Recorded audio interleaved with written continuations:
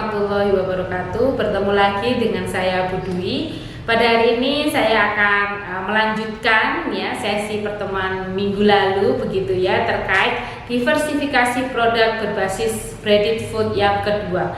Kalau minggu lalu kita lebih membahas bagaimana ataupun apa itu breaded food, kemudian ada coating, kita kenal jenis-jenis coating. Nah, kemudian pada hari ini kita akan membahas terkait berbagai produk yang nantinya bisa diaplikasikan dengan menggunakan teknologi breaded food ini. Nah, sehingga capaian pembelajaran mata kuliah pada pertemuan hari ini adalah mahasiswa diharapkan mampu untuk mengetahui produk-produk perikanan berbasis breaded food.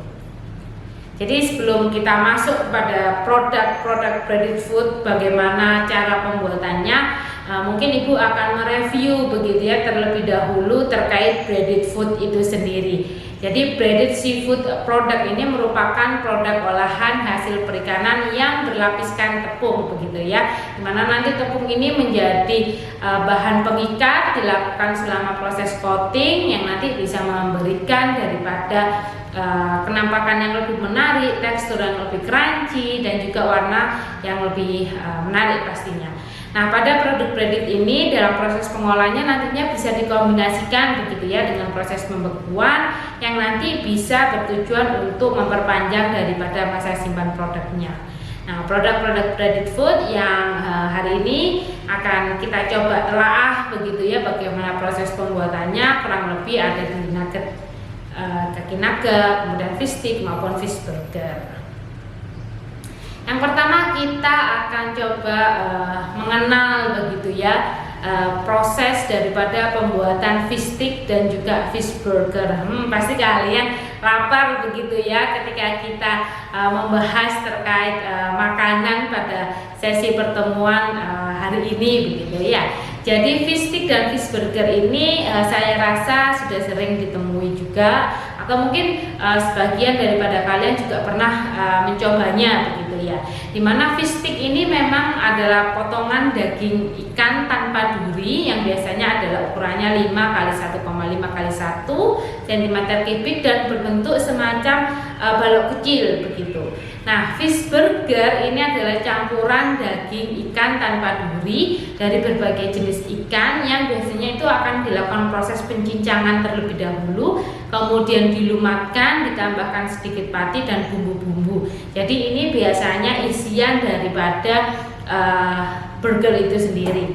Nah, produk ikan ini merupakan salah satu upaya begitu ya untuk melakukan diversifikasi ataupun keanekaragaman dalam memacu makan ikan. Jadi gemar makan ikan yang sekaligus dapat juga menunjang program peningkatan makan ikan dan peningkatan gizi nasional.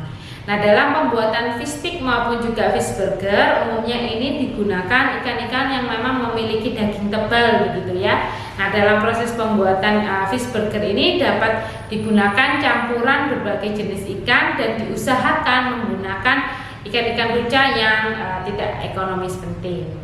Nah, di sini kalau kita melihat daripada kandungan gizinya antara fish stick dan fish burger, ini juga masih mengandung protein yang cukup tinggi, kemudian juga mengandung lemak, abu maupun juga garam-garam mineral. Nah, ikan yang biasanya digunakan untuk proses pembuatan fish stick ataupun fish burger nantinya ini adalah umumnya ikan-ikan yang berdaging tebal. Contohnya adalah ikan kakap, tenggiri, marlin maupun tuna, dan biasanya memang kita menghindari ikan-ikan yang berduri banyak ya, misalnya seperti ikan bandeng itu kita hindari karena kita akan melakukan proses pelumatan yang dikhawatirkan nanti kalau kita tidak betul-betul menghilangkan durinya ketika dimakan ini nanti bisa mengganggu konsumen begitu ya.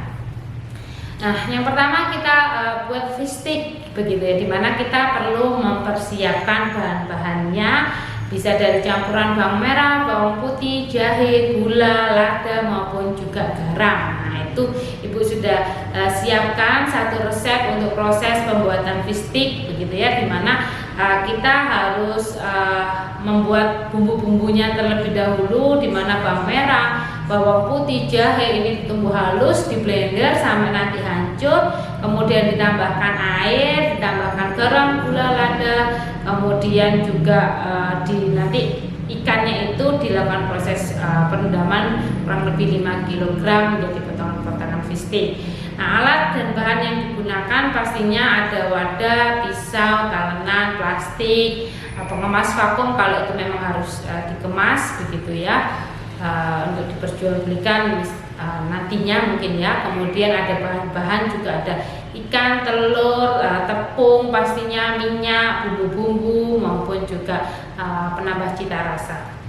Nah, ikan awalnya kita siapkan, anggap saja kita menggunakan ikan tenggiri begitu ya, kemudian dicuci bersih, kemudian kita lakukan proses pemfiletan. Kalau pemfiletan ini kita hanya mengambil daripada daging ikannya itu saja, kemudian dilakukan proses penggilingan, penambahan daripada bumbu-bumbu tadi ya, diaduk menjadi satu, kemudian dilakukan proses pemotongan, kemudian direndam dalam bumbu kurang lebih 4-12 jam, kemudian diangkat. Setelah diangkat kita celupkan pada kuning telur, ini juga sebagai pengikat, kemudian ditaburkan daripada bubuk rotinya atau tepung rotinya atau breadcrumbsnya ini tadi, kemudian digoreng hingga nanti kuning kecoklatan. Kemudian produk yang kedua adalah fish burger gitu ya, dimana proses pembuatan fish burger itu juga hampir sama ya begitu ya dengan proses pembentukan nugget ya, bentukannya juga mungkin sama, hanya besar kecilnya saja. Nah, di sini yang pertama ikan bisa dari ikan ekonomis ya, ikan lele, ikan kakap maupun ikan tenggiri, kemudian dicuci bersih, dilakukan proses pemfiletan juga, dilakukan proses penggilingan terhadap file ikan tersebut. Kemudian untuk pengadonannya bisa menggunakan tepung maizena, tepung terigu, tepung vanil dan telur ayam. Kemudian penambahan bumbunya ini bisa menggunakan garam, lada, tepung merica, gula, bawang merah, bawang putih, bawang bombay dan juga daun bawang. Kemudian setelah penambahan bumbu dan bahan pengikat dilakukan proses pencetakan seperti halnya bulatan-bulatan untuk mengisi daripada burger itu sendiri ya. Kemudian dilakukan proses pengukusan dan pembekuan kalau misalnya nanti tidak langsung digunakan. Kemudian setelah dikukus dicelupkan dalam telur yang sudah dikocok, ditaburi dengan balutan tepung panir, kemudian digoreng sampai berwarna kuning kecoklatan. Nah, dari situ kalau sudah jadi untuk fish burgernya, ini bisa dimasukkan di antara roti burger begitu ya. Nikmat sekali nih ya. Nah, selanjutnya kita bahas terkait dengan nugget ikan. Nah, kalau berbicara terkait nugget ini saya rasa sudah banyak begitu ya. Nah, tetapi mungkin kalian tidak tahu begitu bahwasanya nugget ini termasuk dikategorikan di dalam breaded seafood product. Nah, nugget ini adalah suatu bentuk olahan daripada daging ikan yang digiling halus, dicampur dengan bahan pengikat serta diberi bumbu-bumbu dan dikukus, yang kemudian dilakukan proses pencetakan menjadi bentuk tertentu sesuai selera. Nah, nugget ini juga diselimuti dengan butter, di mana butter ini memang adonan encer dari air, tepung roti dan juga bumbu-bumbu. Kemudian dilapisi dengan tepung roti, digoreng ataupun disimpan kalau memang tidak langsung dikonsumsi ya, di mana terlebih dahulu dilakukan proses pembekuan sebelum digoreng. Nah, produk ini mempunyai daya simpan yang cukup lama begitu ya, apabila dilakukan proses penyimpanan di dalam freezer bisa mencapai 2 minggu sampai 1 tahun. Nah, nugget ikan ini juga memiliki tahapan-tahapan dalam proses pembuatannya. Yang pertama, kita juga harus mempersiapkan daripada formulasi untuk bumbu nugget ikannya. Ini ada bawang putih, bawang bombay, garam, merica, tepung terigu, putih telur maupun juga telur seutuhnya ya. Kemudian untuk bahan pengikatnya bisa tepung terigu, tepung maizena, bawang putih, merica, garam dan juga breadingnya. Nah, prosesnya juga cukup mudah begitu ya, dimana kita bisa menggunakan file ikan ataupun surimi yang kapan hari sudah Ibu bahas di pertemuan sebelumnya begitu ya. Kemudian ada tuna, kemudian bisa kita lumatkan terlebih dahulu menggunakan menggunakan food processor hingga betul-betul lumat dagingnya. Kemudian kita tambahkan garam, kita tambahkan berurut-urut seperti tepung terigu, bumbu-bumbu seperti garam, merica, bawang bombay maupun juga bawang putih. Kemudian kita lakukan pencetakan adonan. Nah, ini bisa pakai cetakan roti begitu ya, atau cetakan sesuai selera. Kemudian nugget dikukus selama 10-15 menit. Nah, setelah itu baru kita akan lumuri nugget ikan dengan adonan buttering dan juga breading menggunakan terigu, air, garam, dan juga tepung roti. Kemudian kalau memang belum diinginkan untuk segera dimakan begitu ya, maka produk nugget ini bisa disimpan pada mesin pembeku terlebih dahulu, atau kalau ingin langsung digoreng maka setelah dilumuri dengan butter dan bread crumbs tersebut ya, kemudian nugget bisa digoreng dengan menggunakan teknik deep frying begitu ya, deep fat frying, yang nantinya seluruh permukaan nugget ini bisa merata untuk digorengnya. Kemudian kita tinggal sajikan. Saya membayangkannya sudah krenyes-krenyes begitu ya untuk produk nuggetnya ini.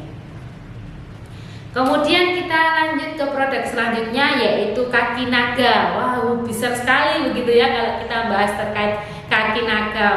Tetapi itu tidak seperti naga-naga pada umumnya begitu ya. Dimana kaki naga ini adalah salah satu jenis olahan juga, biasanya berdasarkan raw materialnya bisa menggunakan surimi ataupun juga daging ikan yang dilumatkan begitu ya, dengan penambahan daripada tepung dan bumbu yang dibentuk bulat-bulat dan diberi diberi tusuk sate ataupun batang serai, kemudian dibalurkan dengan tepung panir. Nah, kaki naga merupakan produk yang populer dan juga telah diperdagangkan secara komersial di pasar-pasar lokal Indonesia dengan variasi bahan baku dari ikan. Nah, di sini kaki naga atau sering juga dikenal dengan istilah drumstick karena lebih mirip stick drum begitu ya bentuknya. Nah, itu kurang lebih di samping PPT-nya ini Bu sudah sertakan foto produk untuk kaki naganya. Nah, ini adalah alat bahan yang dibutuhkan dalam proses pembuatan kaki naga yang mulai food processor, pisau, baskom, loyang, dandang untuk mengukus. Kemudian bahan-bahan yang digunakan bisa dari surimi ataupun dari ikan. Kemudian garam, gula, tepung terigu, lada, bawang putih, bawang bombay ataupun isian tambahan lainnya seperti wortel, kembang tahu, putih telur maupun juga tepung panir. Nah, untuk proses pembuatannya dari ikan tadi ataupun surimi dilakukan proses pembuatan adonan, kemudian dilakukan proses pembentukan, kemudian dilumuri tadi ya, dilumuri dengan tepung panir, kemudian dikukus dan bisa dikemas.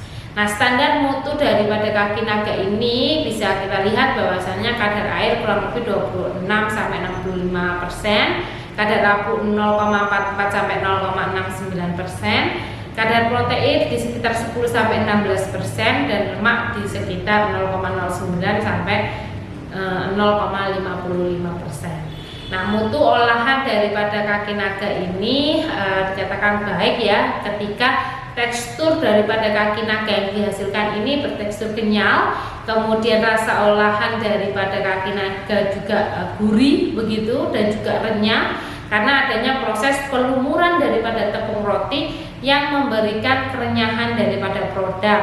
Aroma menunjukkan khas ikan serta warna kaki naga setelah digoreng berwarna kecoklatan.